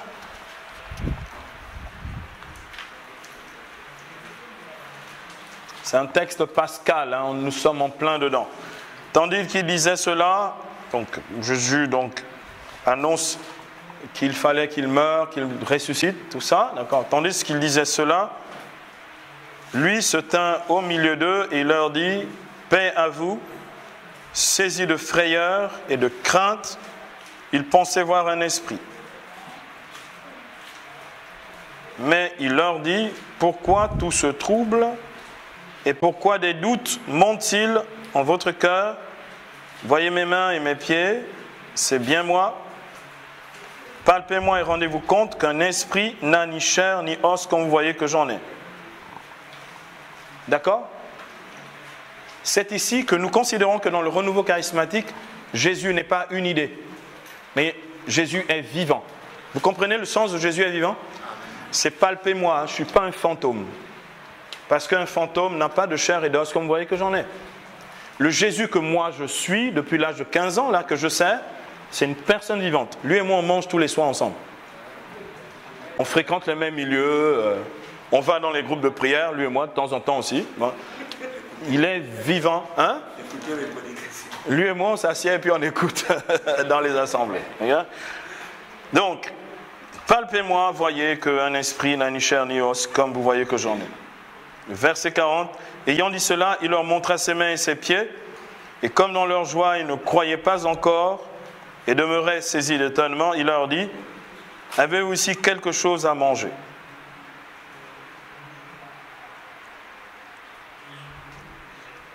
Et ils lui présentèrent un morceau de poisson grillé. Il le prit et le mangea devant eux. Puis il leur dit, telles sont bien les paroles que je vous ai dites quand j'étais encore avec vous. Il faut que s'accomplisse tout ce qui est écrit de moi dans la loi de Moïse, les prophètes et les psaumes. Alors il leur ouvrit l'esprit à l'intelligence des Écritures. Nécessité pour les chrétiens, s'ils veulent devenir des témoins, de se plonger dans les Écritures. Quelqu'un qui est dans le renouveau charismatique lit la Bible. Il y en a même qui ont la bonne habitude de l'avoir dans leur sac. Attends. Ah. Toujours. Et partout. Le Nouveau Testament, vous savez que c'est vraiment le Testament nouveau. Hein. C'est avec ça qu'on sauve le monde. Il y a les chrétiens dans le coin? Amen. Avec ça. Ouais, c'est une bonne nouvelle, je vous assure. C'est une bonne nouvelle. Médard, j'aime tout ce qui est écrit dedans. Alléluia. Amen. Et il leur dit, verset 46, ainsi est-il écrit que le Christ souffrirait et ressusciterait d'entre les morts le 13e jour, et qu'en son nom, le repentir en vue de la rémission des péchés serait prêché à toutes les nations, à commencer par Jérusalem. De cela, vous êtes témoins. Cette œuvre du salut-là, qui est advenue dans nos propres vies, de cela, vous êtes témoins. Je ne peux pas annoncer un salut qui est réel, qui est efficace, sans pouvoir en témoigner. Bien aimé, l'un de mes plus grands coups de filet, mais la pêche miraculeuse, c'était chez ma tante Hélène. Oh, je ne peux pas ne pas vous raconter chez ma tante Hélène. Au Vendo, chez ma tante Hélène. On organise une espèce, j'étais de passage au Gabon, on organise une espèce de repas de famille. Prétexte, ils ne savaient pas qu'ils allaient tous se faire avoir ce soir-là. C'est le côté très sorcier de ma famille maternelle. Donc on commence par la gaieté, la bonne humeur. Donc on commence à manger et à boire. Tout le monde, la quasi-totalité des enfants sont là, de cousins, cousines, tonton, tata, tout ce que vous voulez. On commence à manger et tout ça. Et puis là, je me lève, je dis, j'ai quelque chose à vous dire. Voilà, ça fait si longtemps que nous ne nous sommes pas vus. Et là, je leur dis, voilà, je vis en France et tout ça, j'exerce le ministère là-bas. Je leur dis rapidement pour les rassurer, voici, je fais ça comme étude, donc c'est réglé. Ils se disent, c'est sérieux. Et puis là, je commence à leur dire, je prêche aussi dans le monde entier, voici ce que Dieu fait avec moi. Je commence par les délivrances, parce que je sais que c'est le sujet du jour. Un thème à la fois, un thème à la fois. Comme ils sont tous trempés dans machin, mon Dieu, en une seule fois. Ça veut dire que les cousins, cousines, les neveux et nièces, tout le monde dans le filet de l'évangile. Des hurlements sauvages et des cris de guerre. Ce jour-là, après avoir expérimenté la puissance de Dieu, la guérison, je dis, qui donne sa vie à Jésus? Tous étaient à genoux, ils avaient fléchi le genou devant. Tout genou fléchi devant Jésus. Ils ont confessé Jésus-Christ. Aujourd'hui, ils sont acquis au Christ. Ça, c'est quand tu gagnes tout le côté sorcier de ta famille maternelle. Donc, après, j'ai refait le même modèle du côté paternel. C'était chaud. Plus coriace, mais ça marchait aussi. Et voici, verset 49. Et voici que moi je vais envoyer sur vous ce que mon Père a promis, le Saint-Esprit. Vous donc demeurez dans la ville jusqu'à ce que vous soyez revêtus de la force d'en haut. Donc, l'effusion du Saint-Esprit que vous allez recevoir, c'est pour faire de vous des témoins. D'accord? Donc, texte de base, Luc, chapitre 24, verset 39 à 49. Texte d'éclairage, Matthieu, chapitre 10, verset 20. Chapitre 10, verset 17 à 20. On vous livrera dans les synagogues, Matthieu chapitre 10, verset 17 à 20, on vous livrera dans les synagogues et ceux qui le feront croiront rendre un culte à Dieu. Mais quand on vous livrera, ne vous inquiétez ni de ce que vous direz, ni de comment vous le direz, parce que ce n'est pas vous qui parlerez, mais l'Esprit du Père par vous. Le témoignage chrétien, la martyria dans les épreuves, est aussi un lieu de la manifestation de la puissance du Saint-Esprit. Les premiers chrétiens disaient toujours « Donne ton sang et reçois l'Esprit ». Pour les premiers chrétiens, mourir martyr était une expérience charismatique. Parce que la martyria, vous serez marturoi, vous serez mes témoins, c'est une œuvre du Saint-Esprit. C'est pour ça qu'on se dit, mais comment ça se fait? C'était souvent même des petits, des gens frêles, pauvres, des femmes, tout ça, même Félicité Perpétune qui était enceinte, qui vont comme ça mourir martyrs. Ils n'ont même pas peur. Parce que c'est une puissance du Saint-Esprit. Et les gens qui les martyrisaient se convertissaient. Comme Jésus, comme pour Jésus, le centurion voit, il dit vraiment, cet homme était le Fils de Dieu. La martyria est un lieu de témoignage puissant et de la manifestation de l'Esprit. C'est ça le témoignage. Donc, Matthieu 10, versets 17 à 20, et Acte 1, 8 que vous connaissez, vous allez recevoir la puissance du Saint-Esprit et vous serez mes témoins. Acte 1, 8. Donc, texte pour corroborer ou texte d'éclairage, donc petit b. Petit c, sujet de la prédication. Montrer comment l'expérience du Saint-Esprit amène au témoignage par la parole de Dieu et par la vie. Montrer comment l'expérience authentique du Saint-Esprit emmène justement au témoignage par la parole de Dieu et par la vie. Parfois, donc entre parenthèses, parfois jusqu'à la persécution à cause du nom de Jésus. C'est là que ça devient vraiment intéressant. La persécution. Bien aimé, beaucoup ici peuvent en témoigner. C'est en fait, je reprends pour ceux qui n'ont pas noté, d'accord? Je reprends pour le coin là-bas, donc qui n'a pas noté, montrer comment l'expérience du Saint-Esprit emmène au témoignage par la parole et par la vie. Et entre parenthèses, et parfois, jusqu'à la persécution à cause de Jésus. Et parfois, jusqu'à la persécution à cause de Jésus. Bien-aimé. J'ai été vite encore. Oh, vraiment, j'ai été vite. Oh, je reviens. Je suis un homme profondément bon. Dans le fond, je suis quelqu'un de bien. Montrer comment l'expérience du Saint-Esprit emmène au témoignage par la parole et par la vie. Entre parenthèses, parfois jusqu'à la persécution à cause de Jésus. Bien-aimé, quand beaucoup ici l'ont vécu, quasiment tout le monde, Quand tu commences à te préparer l'effusion du Saint-Esprit, c'est là qu'on commence à te persécuter. Ça vous est arrivé, ça, non? Quand tu viens de recevoir l'effusion du Saint-Esprit, c'est là qu'on commence à te cogner, et bien comme il faut. Il faut tester la marchandise, il faut tester si ça marche, il faut tester si ça résiste aux coups, aux intempéries, à l'usure du temps.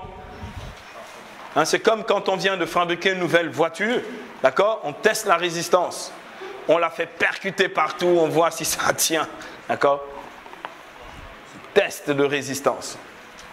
Le témoignage, test de résistance. Donc, montrer, donc je reprends pour la dernière fois, 4e fois, homme bon, miséricordieux, lent la colère, plein d'amour, montrer comment l'expérience du Saint-Esprit amène au témoignage par la parole de Dieu et par la vie, parfois, entre parenthèses, donc parfois, jusqu'à la persécution à cause de Jésus. Petit c, un petit d à présent, le témoignage attaché à la prédication. À cette prédication-là, le témoignage qui peut être attaché, c'est par exemple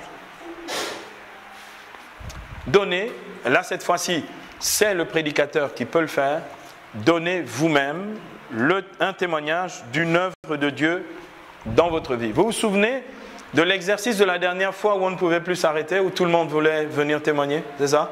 Vous vous souvenez? Exactement ça. Ce type de témoignage. Ça fait tellement envie que les gens veulent tout de suite que le Saint-Esprit tombe sur eux pour qu'eux aussi ils expérimentent les mêmes choses. D'accord? Donc, donnez un témoignage d'une œuvre de Dieu, une œuvre puissante de Dieu dans votre vie.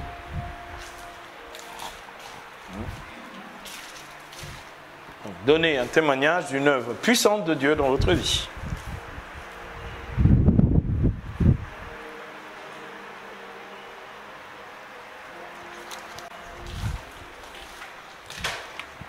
Voici donc pour la 5e prédication dans le renouveau charismatique. 6e prédication.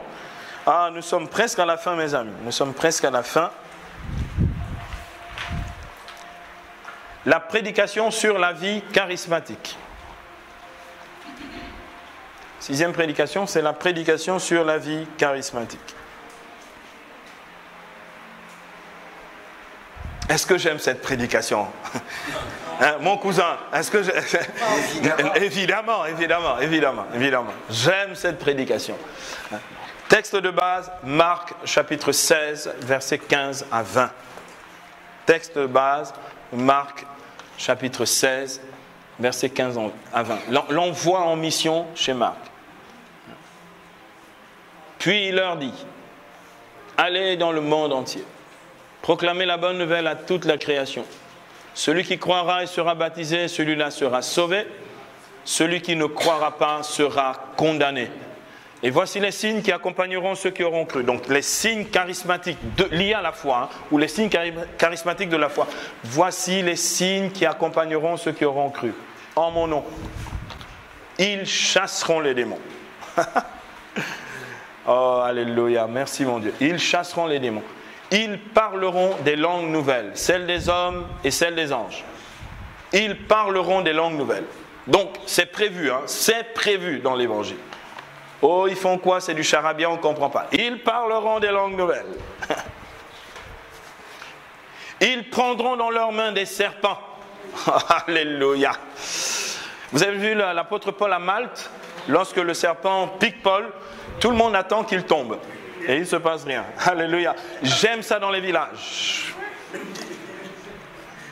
Ils prendront dans leurs mains des serpents. Et c'est curieux quand même, comment est-ce que ici, quand même au Gabon, c'est curieux. Dans le renouveau charismatique, les chrétiens ont plus peur du diable et des sorciers, alors que c'est le diable et les sorciers qui devraient faire pipi dans leurs culottes quand ils nous croisent. Il y a des chrétiens dans le coin? Amen. Donc c'est à cette prédication-là qu'on apprend aux gens que les sorciers font pipi dans leurs culottes quand ils nous croisent. D'accord? Donc, ils prendront dans leurs mains des serpents et même s'ils boivent quelques poisons mortels, cela ne leur fera aucun mal. Oh mon Père, j'ai peur de l'empoisonnement. Mon Père, j'ai peur de l'empoisonnement. D'accord? Peut-être que ton christianisme est à revoir. Ils imposeront les mains aux malades. et ceux-ci seront guéris. Bien aimé, ça s'appelle le charisme de guérison. Non? Bon. Ça marche aussi dans l'église catholique. Et j'aime quand ça marche. Il y a un chrétien dans le coin? J'aime quand ça marche dans les assemblées du renouveau charismatique. Et j'aime quand ça marche aussi à la maison. Quand ton enfant est malade. Ou ton épouse. Ou toi-même. Et que ton épouse t'impose les mains. C'est puissant le sacrement du mariage. Hein. Ça chasse les démons, ça guérit les malades, ça fait des tas de choses. Ils s'en allèrent prêcher en tout lieu. Le Seigneur agissant avec eux. Même la prédication est charismatique. Hein. Et c'est un charisme, la prédication. C'est un charisme. Ils s'en allèrent prêcher en tout lieu. Le Seigneur agissant avec eux, confirmait la parole par les signes et les prodiges qui l'accompagnent. Ça veut dire, bien aimé, il y a des signes ordinaires, les miracles que l'on peut voir, mais aussi des prodiges. Un jour, c'était à Cristo Bolingo, à Bruxelles, donc une assemblée charismatique catholique, des chrétiens catholiques, pour la plupart venus du Congo ex-Zaïre. Leur aumônier en pleine assemblée, arrêt cardiaque, il meurt. L'ambulance n'arrive pas. Il est mort cliniquement. Ça fait 20 minutes. Ils disent non, là, on ne peut plus attendre. Oh Seigneur, les cousins, ils y vont fort. Seigneur, tu as dit, vous, en mon nom, vous chasserez les démons, vous ressusciterez les morts. Seigneur, maintenant, nous appelons notre aumônier. Nous voulons qu'il revienne à la vie. L'aumônier s'est relevé. Il a dit, vous avez de l'eau, donnez-moi à boire. Amen. À Cristo Bolingo, à Bruxelles. Donc de temps en temps, dans une assemblée de prière, quand il y a une résurrection des morts, ça ne fait pas de mal. Allô? J'aime quand il y a ces choses-là. Donc, texte d'éclairage. Jean chapitre 14, versets 12 à 13. J'aime aussi ce passage de l'Écriture. Jean chapitre 14, versets 12 à 13. Amen, amen, je vous le dis, celui qui croit en moi fera lui aussi les œuvres que je fais, et il en fera même de plus grandes, parce que je vais au Père, et tout ce que vous demanderez au Père en mon nom, je le ferai. Jean 14, 12 à 13. Les futurs effusiés là, d'accord, ceux qui recevront les fusions du Saint-Esprit, pour parler clairement, correctement le français. Tous ceux qui recevront les fusions du Saint-Esprit doivent savoir que par la foi, ils peuvent faire les œuvres du Christ et même de plus grandes. Ne leur cachez pas ça, ne dites pas « Ah, il faut avoir une expérience de 10 ans dans le renouveau, hein. Puis peut-être tu commences à guérir une grippe. Hein. Il faut être berger. Hein. Non, deuxième mandat de berger, parce que le premier mandat n'est pas... Ça ne te donne pas assez d'efficacité. Hein. Bon, n'importe quoi de chez n'importe quoi. Normalement, même des gens en préparation de l'effusion du Saint-Esprit, ils peuvent commencer à guérir les malades. Puisque les catéchumènes, qui sont donc déjà chrétiens, au nom de Jésus guérissent les malades, chassent les démons. Vous connaissez mon fils Jean-Paul Angaté. Quand il était catéchumène, ça posait un gros problème dans le renouveau en Côte d'Ivoire. Hein, ce gars, c'était un fauteur de troupe déjà catéchumène. En plus, il s'est tapé 3 ans de catéchuménat en Côte d'Ivoire. Ça ne bardine pas hein, pour les catéchuménats adultes. Hein. 3 ans. Comme il n'avait pas le temps d'attendre et qu'il était loin et qu'il ne marchait pas à la puissance de Dieu, dans sa paroisse, à Sainte-Thérèse de Marcory, il y avait des problèmes. Les après-midi, il s'installait, il chassait les démons, il guérissait les malades. Tout le monde allait chez Jean-Paul. On dit, mais attends, mais tu n'es pas baptisé? Il dit, je crois en Jésus-Christ et à la puissance de sa parole. Il y a des chrétiens dans le coin? Et il faisait ça aussi dans la rue et ça marchait. Ça posait vraiment problème au berger du groupe de prière, au noyau avec lui, et à tous les anciens. Alléluia. J'aime quand ça pose problème au renouveau charismatique. Si ça peut nous réveiller un petit peu. Donc, texte de base, Marc 16, 15, 20. Texte d'éclairage, Jean 14, 12 à 13. Et le grand texte sur les charismes, je ne vais pas tout vous lire maintenant. 1 Corinthiens chapitre 12, versets 4 à 11. Il y a diversité de dons spirituels, mais c'est le même Seigneur. Il y a diversité d'opérations, mais c'est le même Dieu qui opère tout en tous. À chacun, la manifestation de l'Esprit est donnée en vue du bien de tous. À l'un, c'est à un autre. Puis, tous parlent-ils en langue, tous prophétisent-ils. Donc, 1 Corinthiens chapitre 12, versets 4 à 11. Ce grand texte sur les 9 modèles, qui ne sont pas la totalité des charismes, les 9 modèles charismatiques du Nouveau Testament. 1 Corinthiens chapitre 12, versets 4 à 11. Donc, texte pour corroborer, pour un texte d'éclairage. Petit C, sujet de la prédication, maintenant. Un sujet à la fois, vous le savez maintenant. Petit C, donc sujet de la prédication. Enseigner par des exemples concrets sur les débuts de l'expérience charismatique et sur l'exercice des charismes. Enseigner avec des exemples concrets sur comment on commence à exercer les charismes, sur le début de l'expérience charismatique et sur l'exercice des charismes.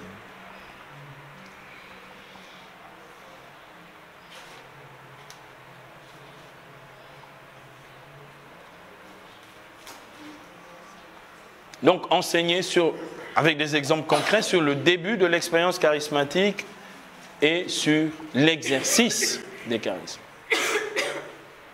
Or, ici, je pourrais vous renvoyer à plusieurs exemples bibliques. Allez, je vous renvoie, confère donc 2 exemples bibliques. C'est l'exemple de la Pentecôte dans Acte 2, versets 1 à 4.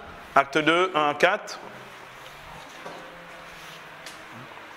Le vent violent, les langues de feu, le parler en langue, l'ivresse de l'esprit. D'accord ? Donc, Actes, chapitre 2, versets 1 à 4. Ensuite, un autre exemple qui peut corroborer la thématique ici, c'est 1 Corinthiens, chapitre 14, versets 24 à 25. 1 Corinthiens, chapitre 14, versets 24 à 25, c'est sur la parole de connaissance immédiate. Parce que ça intrigue souvent dans les chrétiens catholiques. Ils se disent, mais attends, on est où là? Pourquoi est-ce qu'il y en a un, il est quoi? Il est un ganga ou quoi? Comment il sait ce qui se passe? D'accord? Pour leur montrer que vous n'êtes pas, on ne forme pas des ganga à l'effusion du Saint-Esprit. D'accord? Et que c'est vraiment chrétien que de prophétiser à cause du baptême qui a fait de nous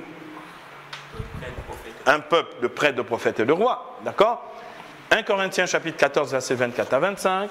Un païen rentre dans votre assemblée, tous prophétisent, les secrets de son cœur sont mis à nu.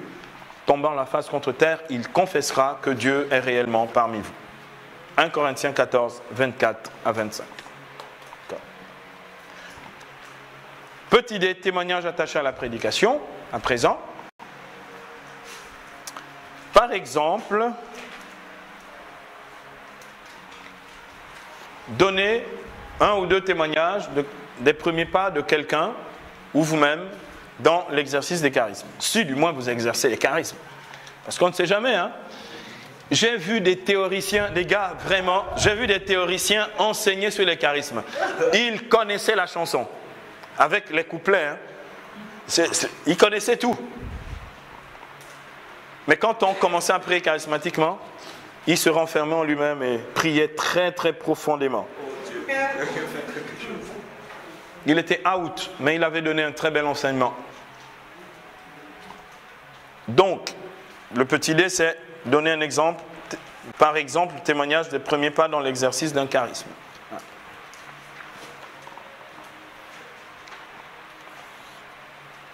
Et il y a plein d'exemples. Comment tu as commencé à parler en langue? Qu'est-ce qui s'est passé? Comment est-ce que tu t'es laissé enseigner là-dessus? Par exemple, la première fois que tu as chassé un démon, qu'est-ce qui s'est passé? Comment tu t'es préparé spirituellement? Quel est l'état de la personne aujourd'hui?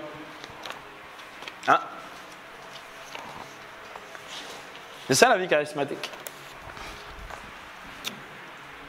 Pourquoi? Oh.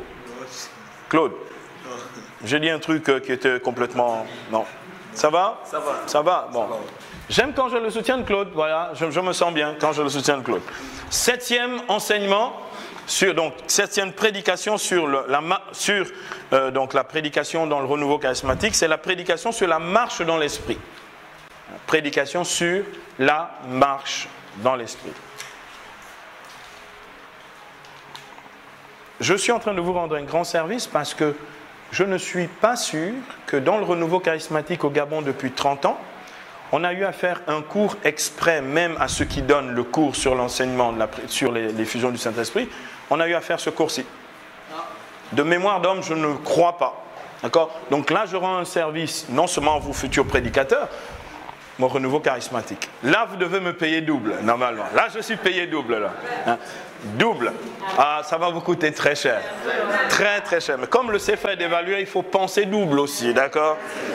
Donc, la prédication sur la marche dans l'esprit. Petit 1, texte de base. Luc,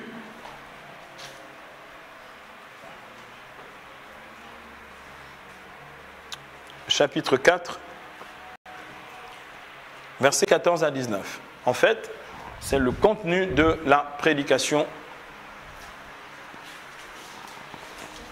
de Jésus lui-même à Nazareth.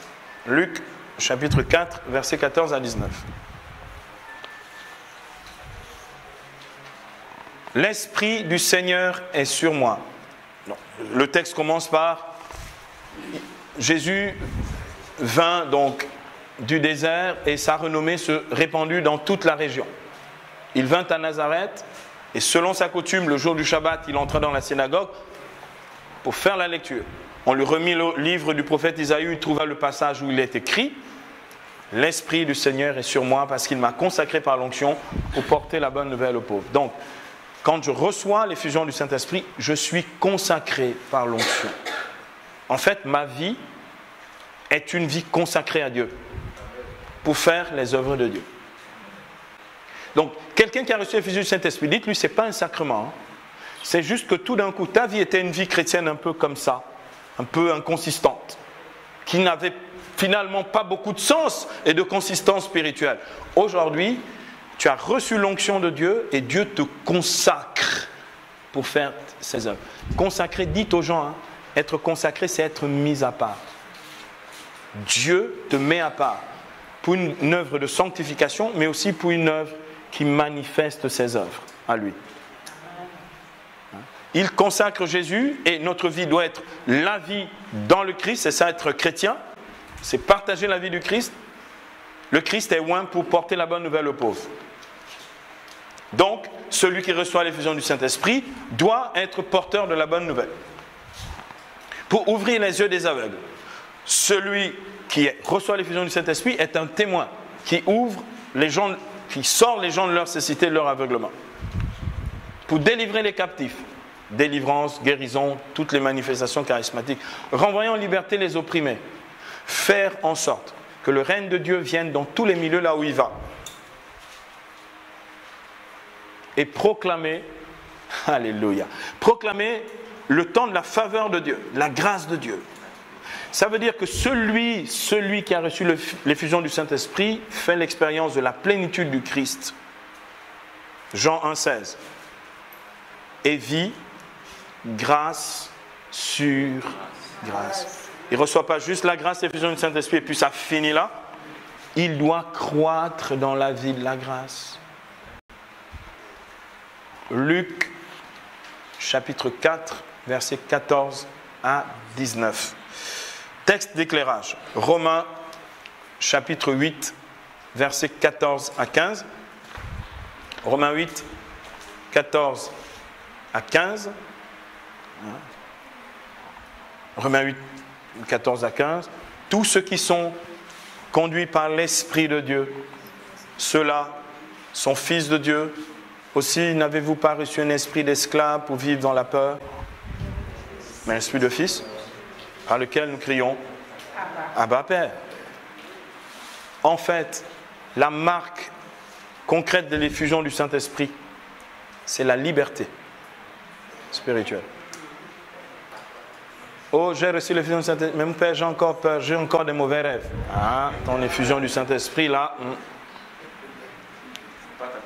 2 Corinthiens 3, 17. Parce que le Seigneur, c'est l'Esprit et il règne en moi.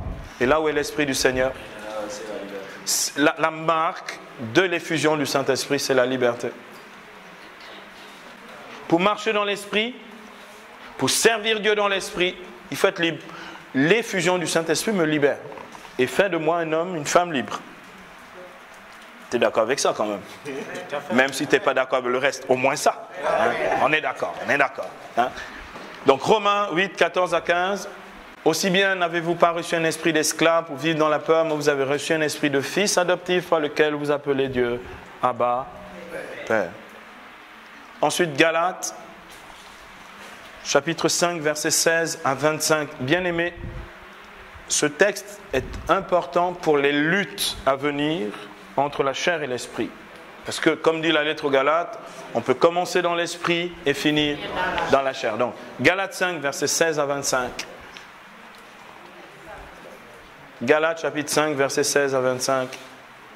Vous êtes libres, mes frères. On convient de parler de liberté. Cependant, que cette liberté ne soit pas un prétexte pour la chair, mais par l'esprit, mettez-vous au service des uns des autres. 5, 16 à 25.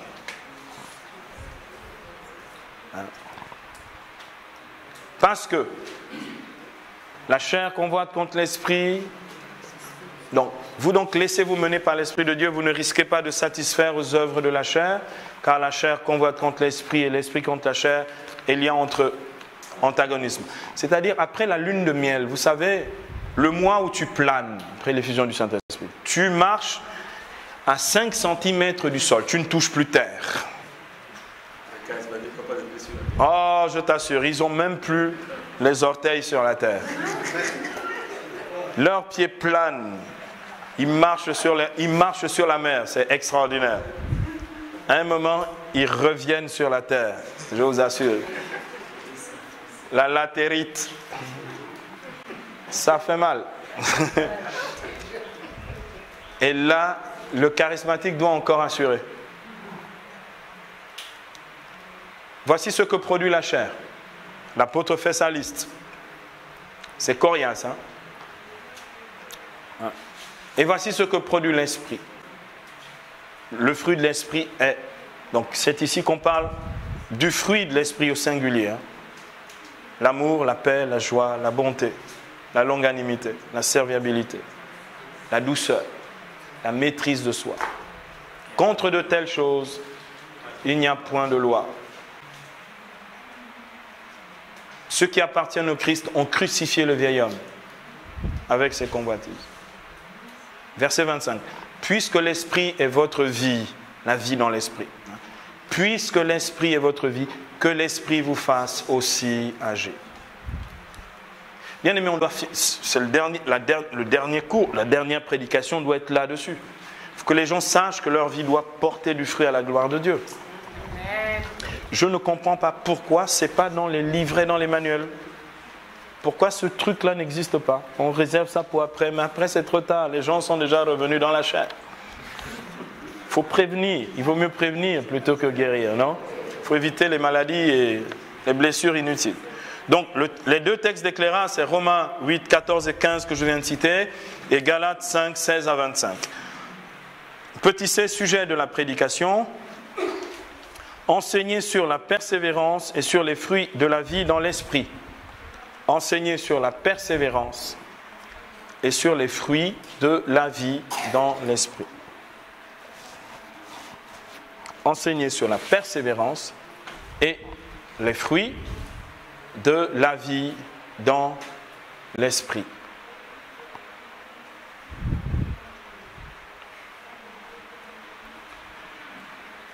Enseigner sur la persévérance et les fruits de la vie dans l'esprit.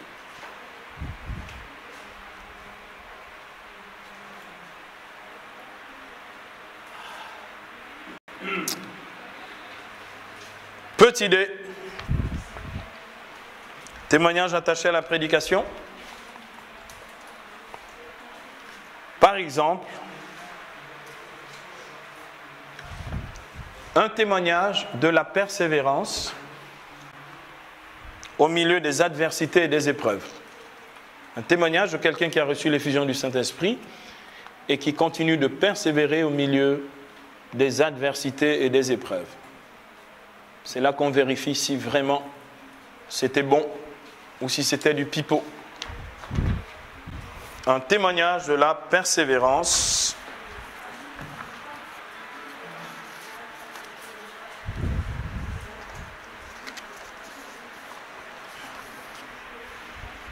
au milieu des adversités